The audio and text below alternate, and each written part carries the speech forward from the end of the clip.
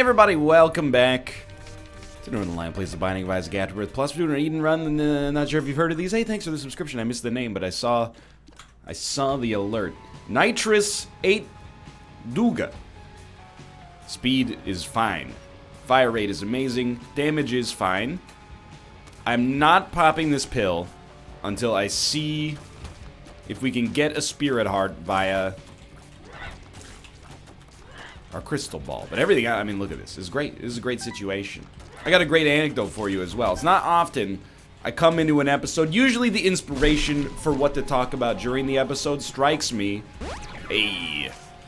during the episode. You know, I spin my wheels, I talk about Isaac, come up with a metaphor, and all of a sudden that spins us off into some random conversation. This time, I have a jumping off point. So, Kate is like... So the way I was going to originally phrase this is that Kate is the world's best daughter. I realized that would have come out very awkwardly, seeing as she's my wife. But what I mean is that she's always doing nice things for her parents. Don't take it out of context. So, you know, she's given them like a trip to Cancun before, all expenses paid, and you know, that was several years ago, and now we're getting them a cruise. We got them a cruise to go from British Columbia to Alaska, which is like a very common, I don't want to say it's just like a middle-aged seniors sort of thing, but you know, they're with their people, is what I'm trying to say here. It's not like you're gonna meet a lot of you know, 19, 20-year-olds on a cruise that, you know, runs contemplatively through the Pacific Ocean up to Alaska. That's, you know, it's a little bit of a different situation, I guess.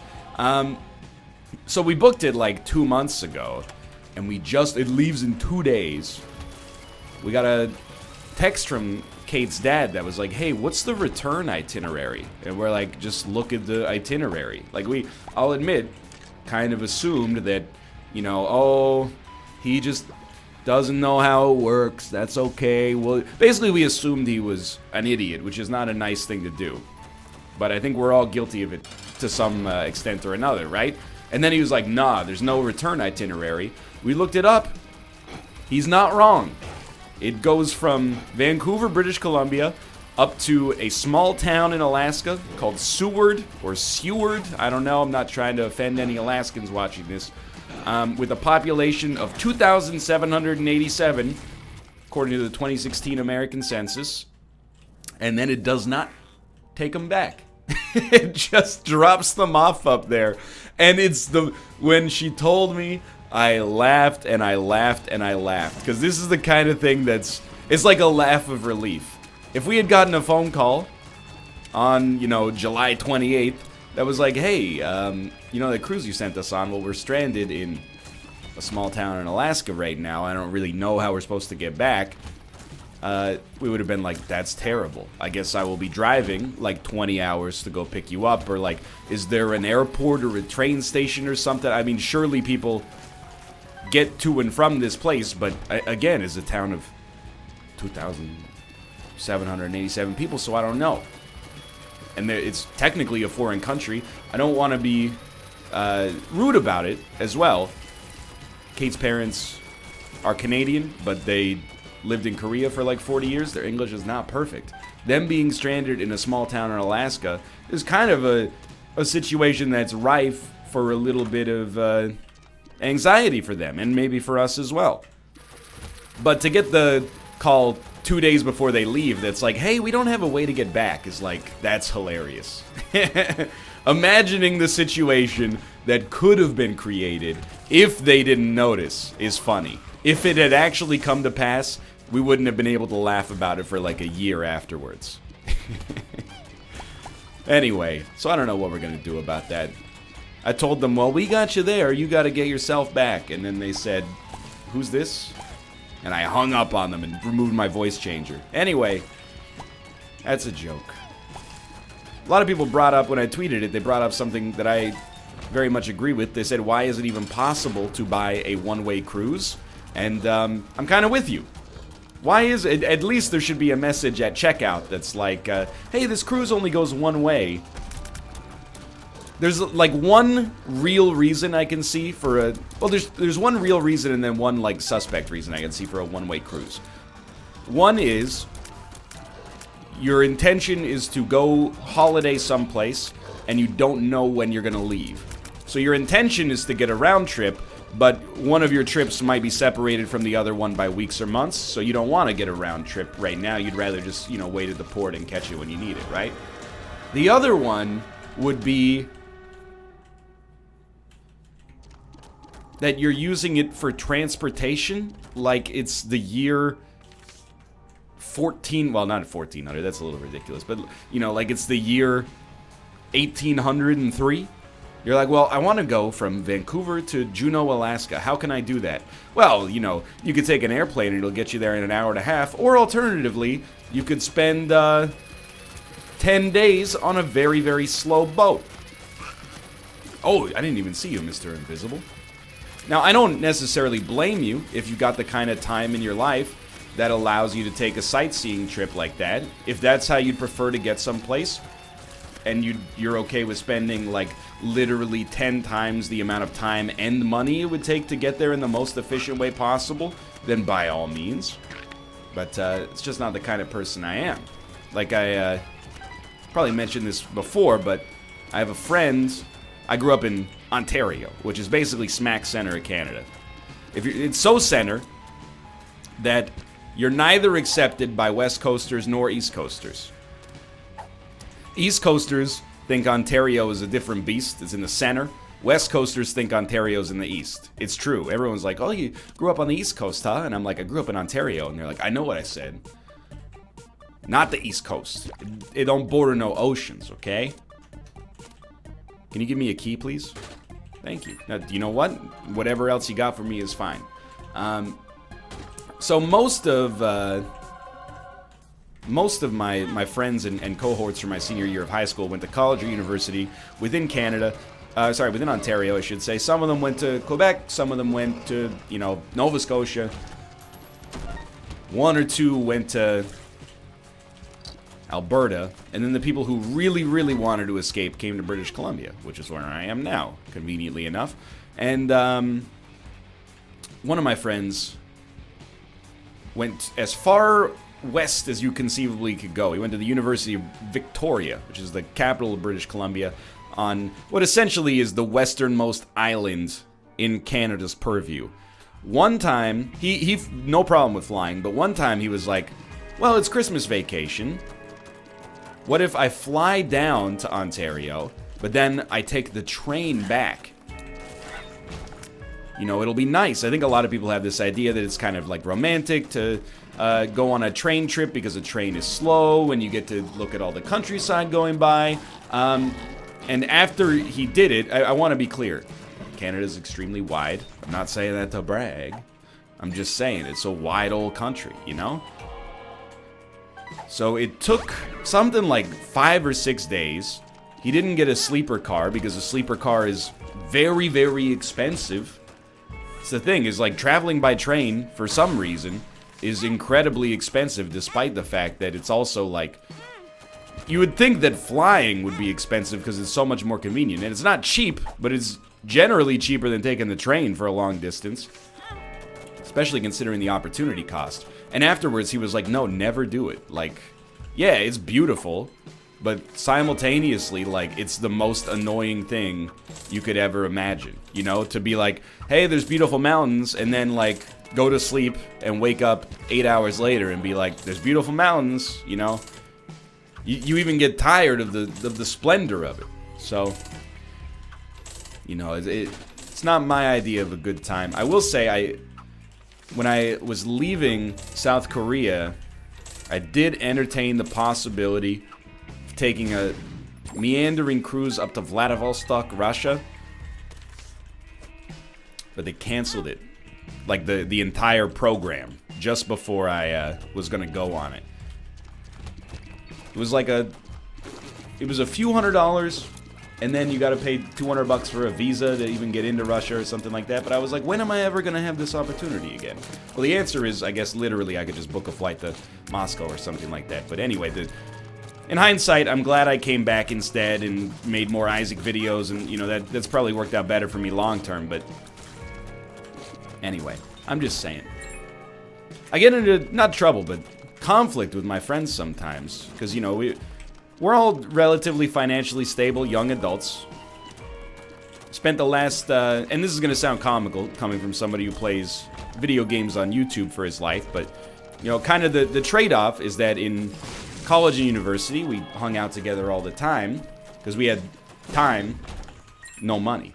Now, as adults, you know, we spent the last few years focusing on growing our careers into relatively stable directions, despite YouTube's attempts to undermine that at every available opportunity by assuming that everybody on the website is a bad actor just because of the actions of a few abhorrent individuals. But anyway, I digress. The point is, now we're like, hey, let's hang out. You know, what should we do? And sometimes they'll be like, what if we met in Toronto and then went on like a road trip to Florida, spent a couple days in Florida, and then drove back? And I'm like, so here's the thing. I'm with you on the Toronto. I'm with you on the Florida even. Not my favorite state necessarily, but if you guys are into it, let's do it. It's more about spending time with my boys. But I'm not really in for the 3 to 4 day road trip part. I don't know. I don't derive that much pleasure. I can derive pleasure from driving, but it has to be like under 6 hours of driving. Anything over that, you start to become really inconvenienced. Like, a few times a year we drive from Vancouver to Seattle. It's a 2.5 to 3.5 hour drive depending on traffic. It's nice, you know? I'm familiar with the route.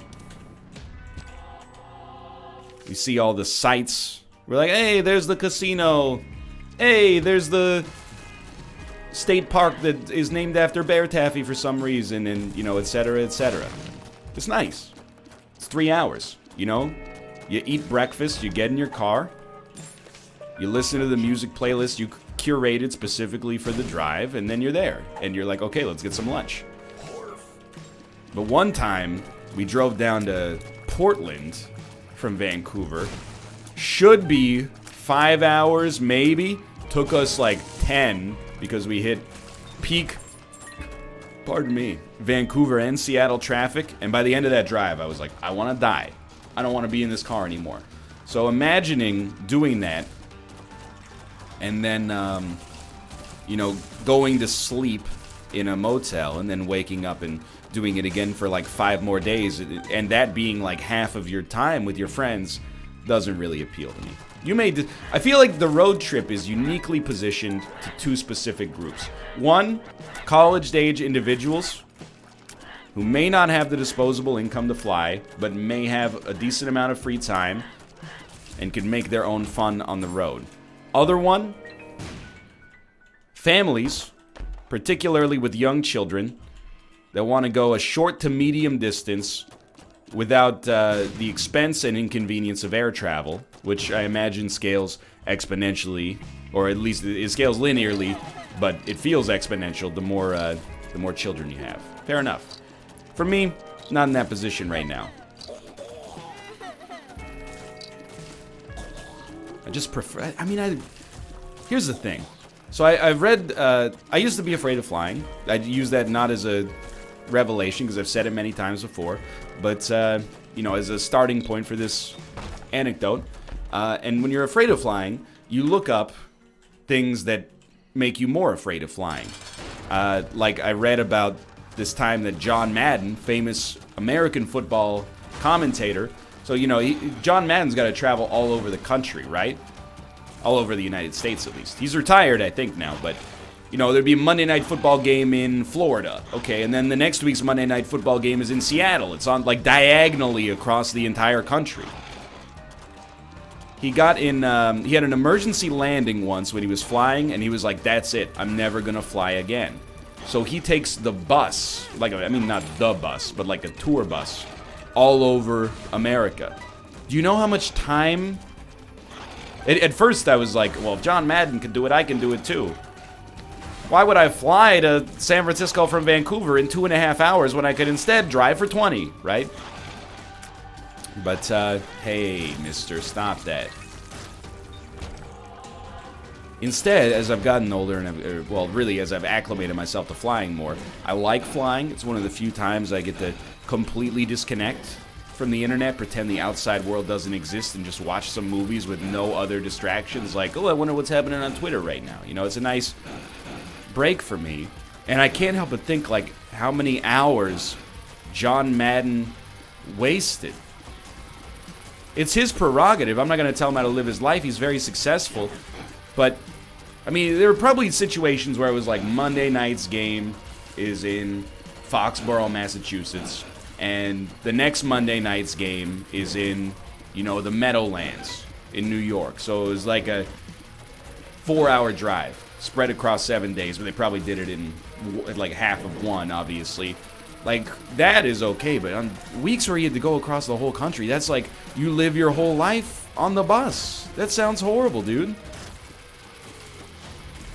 What do you do? You read? You eat? I don't know, maybe he treated it like I treat an airplane. Maybe he loved it, but I don't know. So this floor took a long time because our damage is still very bad, but the run is extremely good. I am going to go back to the shop and hope we get some good stuff. I don't know, I'm just like... There's like a radius extending from where I am, and it's like if something is within 4 hours, I would rather drive than fly. Because you're going to spend 2 hours at the airport anyway.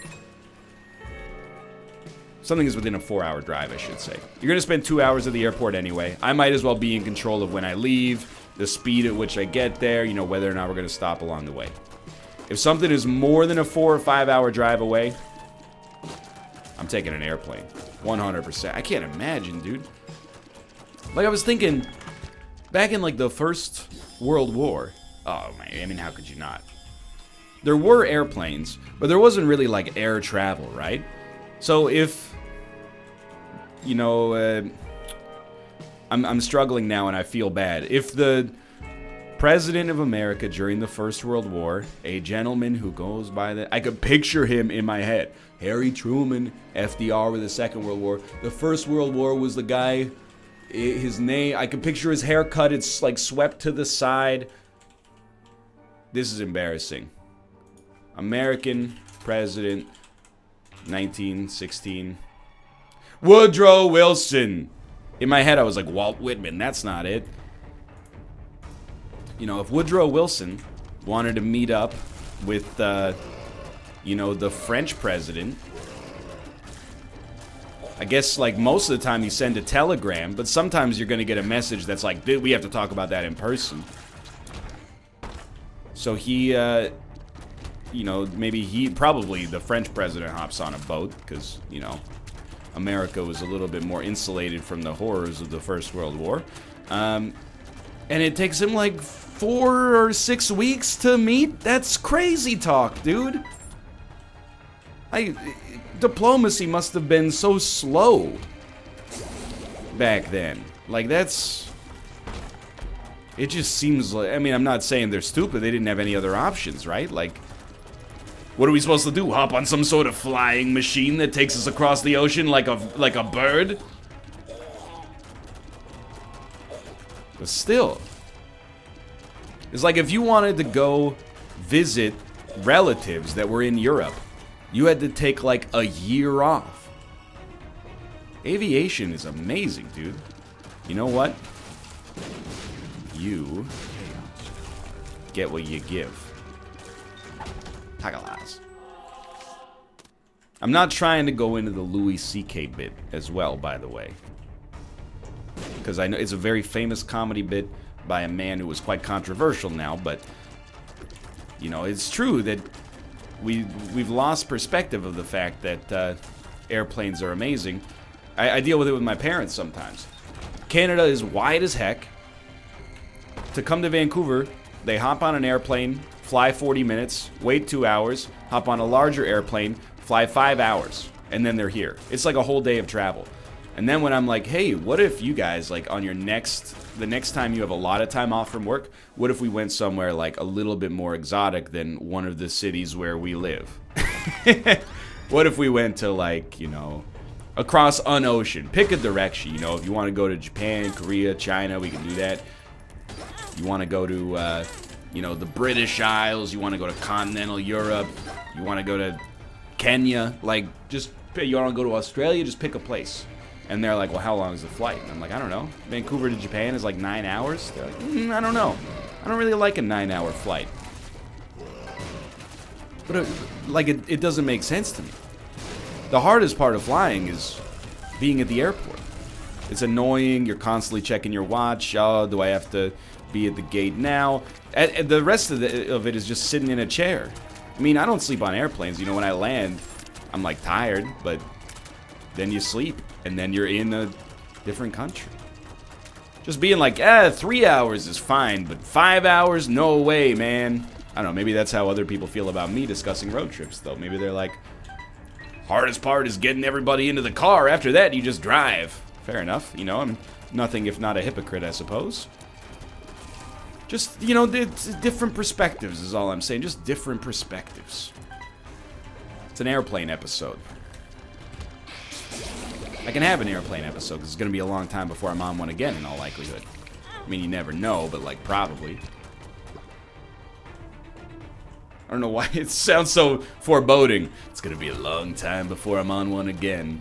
People are going to be like, what did you do to get kicked off of to get put on the no-fly list? Well, I reclined my seat despite only being 175 centimeters. No, I would never do that. You know I would never do that. I'm not a recliner.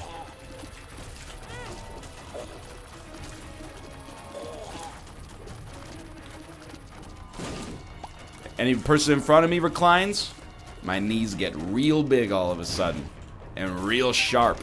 And they just can't stop moving into the seat in front of me and just... You get the idea. Okay, I would desperately love to see... Okay, this is not terrible necessarily, but I want a damage upgrade. Okay, that's right, we have Bomber Boy. Oh, hello, Holy Mantle. I guess we'll be fighting an angel, and that's okay too.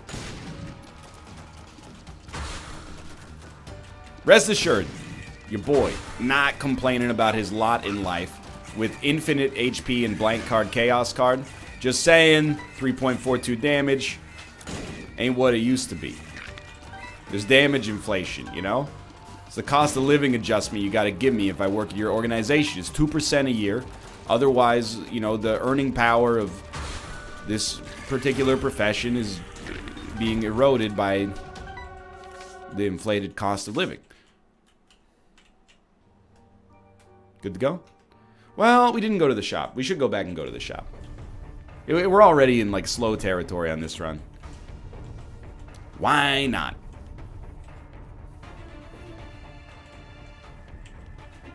That was Waluigi. Why not?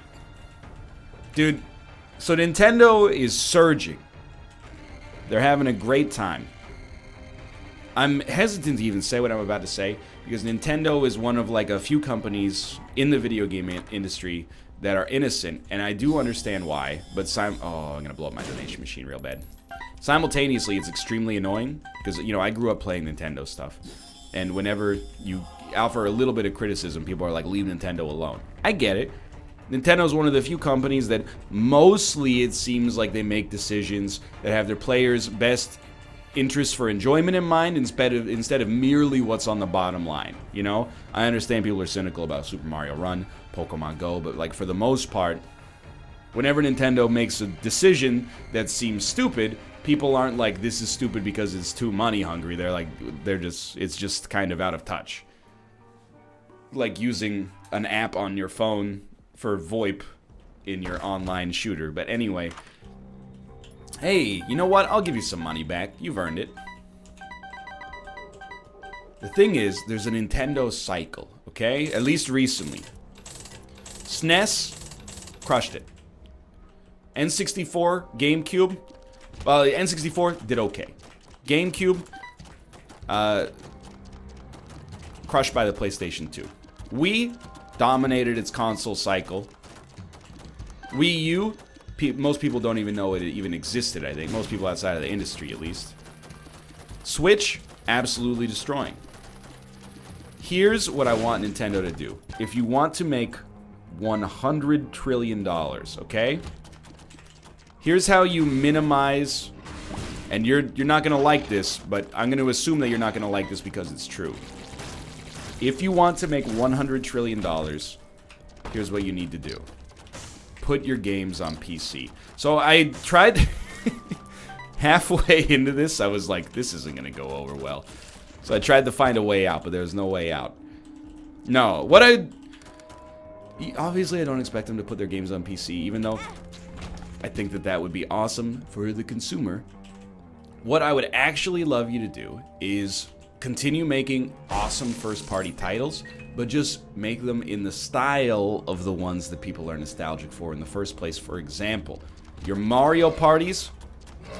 Innovation in Mario Party does not need to exist. Not yet, anyway. What you need to do is go back to this, you know, Mario Party 2, Mario Party 3 formula. Here's the thing. As long as your console or your handheld is selling, any Mario Party title is going to sell decently. But you want to create a lasting legacy of people that, you know, are huge fans of the franchise and will buy anything no matter what. The people that sit on the edge like me. You need online multiplayer and then no group roles. That's the only thing that matters, okay? Mario Tennis. Get rid of this reliance on special shot nonsense. Replace it with the fundamentals of tennis. Make a new Mario Golf game with RPG mechanics. Give it to Camelot. They've proven they've earned it. This is Depths 2, right? Yeah, okay. We gotta go to the shop first. I am actually, like, I'll call myself out. I'm being ignorant here. But I'm being ignorant with good intentions at the very least. I'm not gonna deign to tell Nintendo how to run their business, okay? I just want more Mario sports games. I know you're going to say, if you enjoy Mario Golf in the old style of RPGs from Camelot, play Golf Story. Yeah, I did. It's really good.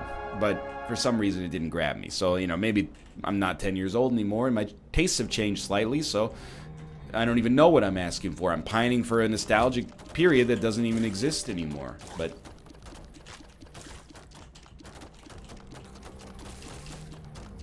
I like the Switch, dude. You know what the Switch is great at? This is going to sound a little insulting.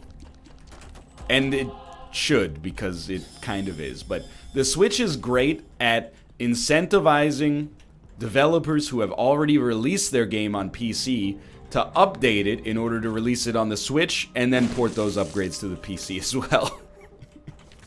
Like, this is not the case with Enter the Gungeon. They were already working on Advanced Dungeons and Dragons, I think. But the one I'm thinking of right now is like Darkest Dungeon, where it came out on Switch, and it came out on Switch with the Crimson Court DLC, and I played it, and I was like, man, Darkest Dungeon's great, but the interface on the Switch is not ideal for it. I'm gonna go play it on PC. Then Enter the Gungeon, like the supply drop update came out for it on Switch, and then when it came out, I was like, man, Gungeon's a good game, maybe I'll check it out again. And then Dungeons and Dragons came out. And I'm like, man, I should really make some time to play that again. Not just on the show. It's also great as a console. I've played a lot of stuff on the Switch, but with respect to indie games, it's great at reminding me that there are great PC indie games that I could play again. Like Hollow Knight. Ban this person, please.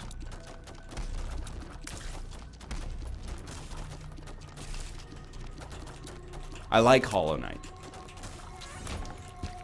Okay? I shouldn't feel the need to defend myself in that. I'm just gonna caution you on this Hollow Knight thing, okay? I'm giving you a yellow card. You give me a red card. You can give me whatever kind of card you want. I'm just gonna give you a yellow card.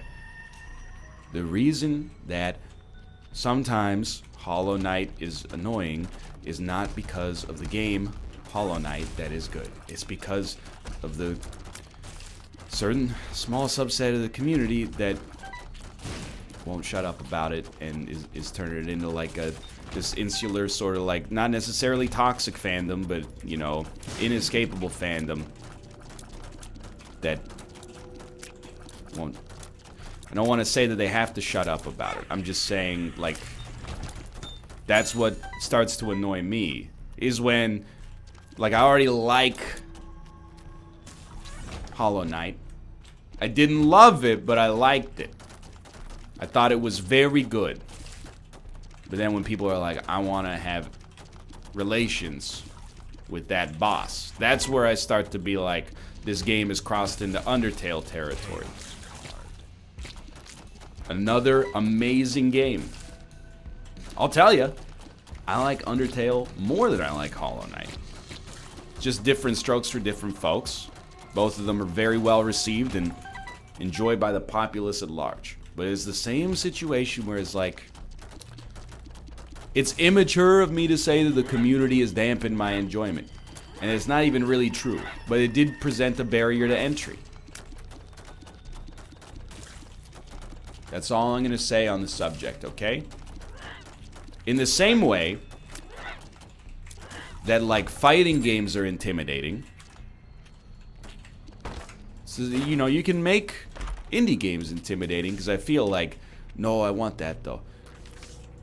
I feel like can't express the fact that I think Hollow Knight is like an 8 out of 10 without necessarily coming under fire for my personal opinion, because I don't think it's the best Metroidvania ever. Like, I actually, if we're going to get into unpopular opinions that are going to get me in a little trouble and probably make a self-fulfilling prophecy,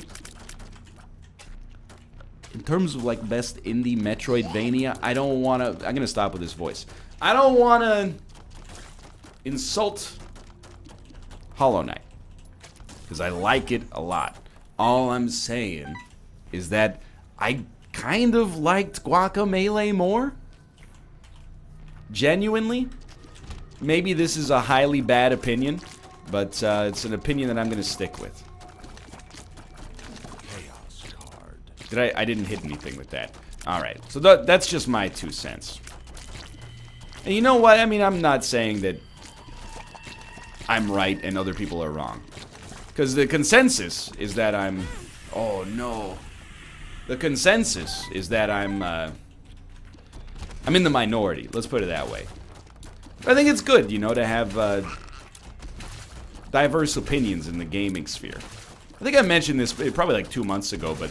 I think it was 2015, I was reading like Game of the Year lists, and this one organization named The Crew as their best game of 2015. And I saw a lot of people being like, wow, I've never seen a website be so wrong. And I was like, dude, this owns. You know how many, I can't remember what was hot in 2015, but you know how many websites I've read that have like everything, every Game of the Year is the same? It's like they're treating the Game of the Year list almost as if it's... I don't want to say that it's disingenuous, but they're treating the Game of the Year list almost as if it's like, hey, check out our cred. We're picking the right game by our community standards to be Game of the Year. I understand that, because it happens with albums too, you know? I used to be like, man, I wonder what Pitchfork's gonna name their best album of 2005. Like, I would really like it to be Apologies for the Queen Mary, but I suppose LCD Sound System's self-titled debut is also good. It missed! You get the idea. But I was like, this is cool. Because, first off, now, I know, and it was a website, it's not like 100 writers. It was a website with like 4 writers. And they acknowledged, they were like, nobody else is choosing the crew 2. We're not choosing it to be hipsters, but we had a great time playing it. Or sorry, just the crew, not the crew 2. We had a great time playing it this year, and, you know, this is our game of the year. I was like, that's really cool to have, like, a voice like that that's unafraid. It enters a different part of the industry, don't you think? Because, like, last year it was a lot of, like, Zelda, Mario, and that's fine. Those games, I haven't played them, but everybody has told me that they're amazing. And you know this year is going to be, like, a butt ton of God of War. And God of War is an amazing game. But if I read someone's list and they go, God of War is my game of the year, I know nothing about them except that they like God of War, which is like saying you like eating matter that, you know, you can turn into glucose inside of your body, or turn into ATP inside of your body. You know, it doesn't tell you anything except that this person is sane. But if you look at somebody's list and they're like, you know... Well, here's the thing. If somebody's list has like, you know, a Zachtronics game on it, I think you look at that and you know right away what you're dealing with. I did not mean to get missing page 2, but that's okay. Anyway, I've been down this road way too many times. We don't need to do that. I can already tell you what my game that I'm gonna fight for is gonna be. And it's like for 2018, it's gonna be Into the Breach. I don't think anybody thinks Into the Breach is bad, but I think, ooh, that's dangerous. I do think people have forgotten about Into the Breach, and Into the Breach appeals to me because I think, like, it's such a well-designed game that it's become like a pet case. For me personally. Like, I really like it, but then beyond that, I think the design of that game is incredibly smart and tight and unbloated, which is really what I guess is the big thing. I think the narrative is kind of that Into the Breach is a disappointment compared to FTL, and I can understand why.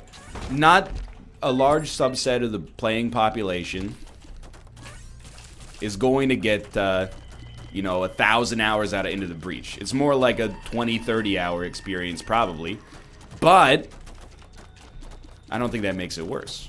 It makes it different. I would be insufferable. Like, I would be the kind of indie developer that you guys would hate probably, is my takeaway message. Because I'm telling you one thing, okay? I'm going to be like the Five Nights at Freddy's guy if I ever reach this point. If I make FTL and it sells, you know, 750,000 copies in its first year or something like that, I'm not making Into the Breach. Next year, FTL 2. Next year, FTL 3. Next year, you get the idea. FTL Remastered. It's never gonna stop. That's why I really, like, I respect what Subset Games did with Into the Breach in particular. Because as soon as I make one thing that's, you know, it hits any kind of traction, and you're like, yeah, I know, I've watched your YouTube channel. I'm just gonna keep going for that. Not as a cash grab, but out of like a safety thing, because I know that it's something that people already like, and there's a hungry audience for more. Like, I think if they made FTL 2, nobody would have been like, oh, FTL 2, what a cash grab, you know? They would have been like, sick, more FTL. How did that happen? But still. That's why I respect when a developer goes in a different direction. You know another developer that doesn't quite get, and this is like, you thought I lost my indie cred? This is like Forgot About Dre. What, you think I sold them all? Absolutely not. A developer that doesn't get enough credit for that is a developer by the name of Alien Trap Games. They made a game I did not really like called Apotheon, which was like a Greek art-inspired action platformer. It was okay, in my opinion. Didn't really like it that much. Then they made a completely different game where it's a roguelite where you pilot a spaceship and you breach other spaceships, you get parts from them, use them to create your own brand new spaceship. Not like a Captain Forever remix sort of situation, but just like a I'm trying to think of it. It's a little bit like well, to be honest with you, it's a little bit like a Tower of Guns or a Mother Gunship, but top down. And I thought that was actually really good.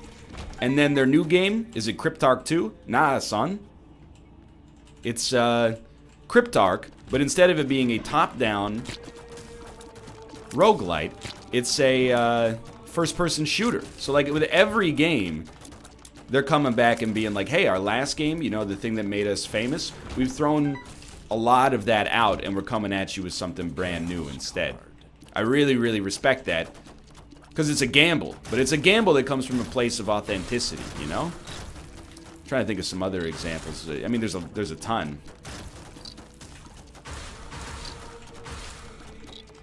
I'm just saying, that would not be me, probably. Like, would I be making, Bumbo? Nah, son. I'd be making Spelunky too. Absolutely. Like, that's the thing, is people, I wouldn't say they look down, but people are like, man, that Five Nights at Freddy's guy released like 8 Five Nights at Freddy's games in 5 years. Yeah, for someone like me, who has no concept of Five Nights at Freddy's, that seems like a cash grab. But for all intents and purposes, the audience of Five Nights at Freddy's was like, I can't get enough of these games, so more power to you, you know? It's like the same thing with Isaac, dude. I get messages from people that are like, why are you still making Isaac? And then they're completely detached from the people that I get messages from that are like, where's the second Isaac episode today? Did I even post on Isaac? Yeah, I posted it on Isaac. Sometimes it's weird, you know. It's like a night Jerry, morning Jerry sort of thing. I upload and schedule videos at night, and then they no longer exist to me. They're out. They're your videos now. They're out in the YouTube sphere. Sometimes I forget. I'm like, did I post this today? Unless I was yelled at for a mistake that I made, then I'm fully aware that I posted it. By the way, can I want to toot my own horn and get some credit, because I have been very polite throughout this episode, and the reason I say that I deserve some credit for it is because our damage is horrible for the standards of where we are in the game. Now, we have blank card, chaos card, and we have holy mantle. So the fact that our damage is horrendous has not, you know, cost us the whole game. But it could. It still could.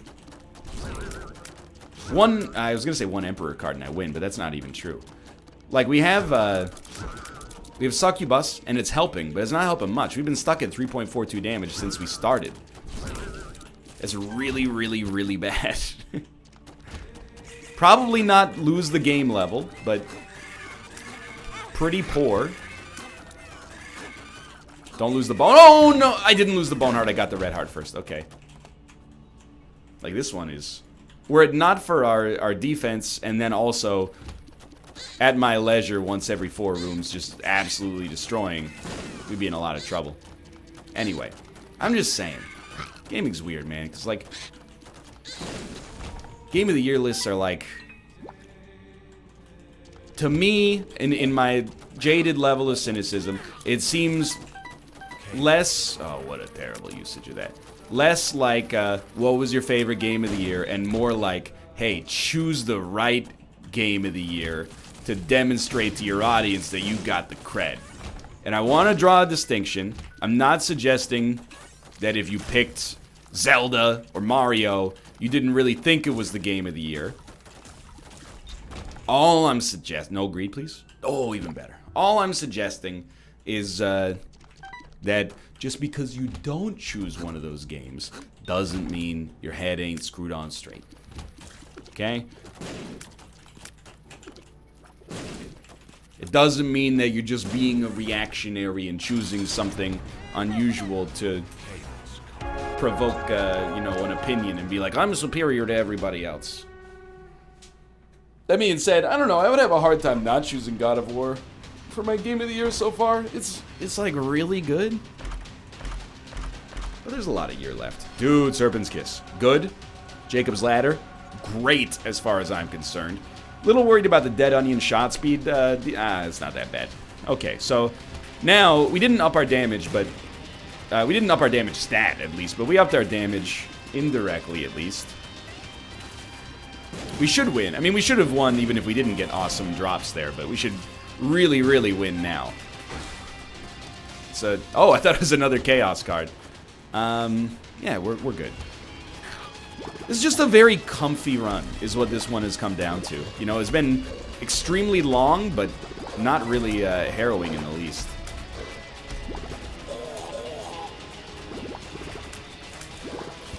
Stop that. Like, people still, to this day, they make fun of me, and I understand, you know, I can take it. They make fun of me because I selected PlayerUnknown's Battlegrounds, my game of the year for 2017. And I just want to sidestep the pedantic argument of, can an early access game be considered because blah, blah. You know, it's out. You can purchase it. That's my perspective, is that you review it and consider it basically on the same spectrum that you consider a game that's released, because the developer chooses what released is and what is. It's not like it passes in most situations the certification board unless it's also coming out on console, and bad games get certified all the time. Anyway, people go, hey, when you look at the state of PUBG, do you regret having given it your game of the year for 2017? And I'm like, nah, man, absolutely not. I had like 400 great hours with that game. And maybe those great hours were more the result of spending time with my friends than they were of the game itself. But I don't know. I don't look at it like I'm an emperor from on high, going like, I've given you a trophy, Blue Hole. You can. Here is my Game of the Year sticker. slap it on the side of your E3 booth with pride. It's more like, you know, within this year, this is the game that I think was the most enjoyable for me. And if you want to be, I think we've had this exact conversation, but now it's like, we're at the end of the video, it's hard to pivot, right? You're like, well, NL only chose PUBG because it's popular. Well, what about the year that I chose Gone Home? That game is 15 seconds long. And I was like, it affected me. I'm going to make it Game of the Year. I had, genuinely a fulfilling time having played it. Now, it was 2014. Bit of a different era, but still. I'm just saying, you know, it's very helpful. If someone said to me, hey, my Game of the Year this year was Wreckfest, I would know so much about that person's taste. They would become such a useful critic. If someone says Wreckfest is their Game of the Year, and then 2 years later, a racing game, an arcade racing game comes out, and they go, this is a 10 out of 10, I'm like, I have to buy that. This is the guy who thought Wreckfest was his Game of the Year.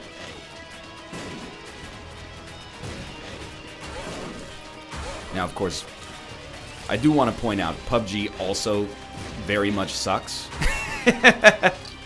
I'm not defending the fact that that game is still so broken after so long, but it was a great sandbox to play around in, you know? That's my 2 cents. Let's get him destroyed. Okay. I'm really looking forward to being done with this run, because, man, again, I can't say that it was anything but great, but also, the DPS is so... It's amazing to me that we have not picked up a damage upgrade except for Succubus, which is awesome, until this point in the run. Like, this is, it's a great example, if we're going to be as positive as possible, of how good Holy Mantle is. And the Chaos cards help a lot as well. But if it weren't for Holy Mantle, I actually think this run could go from its current situation, where it looks like so comfortable, into a situation where we could have pretty easily just died before we even got to this point. So, really, this run, it goes as much to Holy Mantle as it would to blank card Chaos, without a doubt. Sadly, not really a good room for Chaos. I don't really care if we use Chaos on Blue Baby. I would, if we went into the Blue Baby fight with a lot of HP like we have right now, we're going to kill it anyway, but it's more like, I don't want to use Chaos on this room because there's 3 enemies instead of like 1 or 2 tanky ones.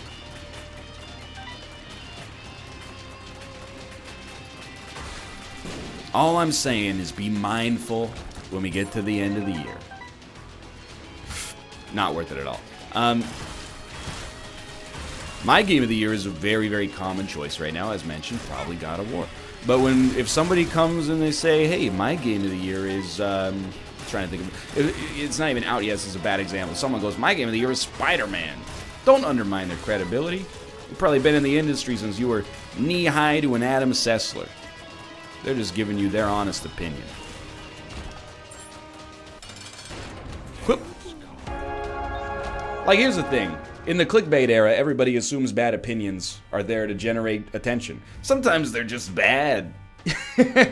I've got my own bad opinions. Anyway, I nestled them in these Isaac videos that have no clickbait whatsoever. Anyway, thanks for watching. Hope you guys have enjoyed the episode. If you did, click the like button. It's a great deal. Of course, subscribe if you want to see more in the future. But now, thanks for watching, and I will see you next time.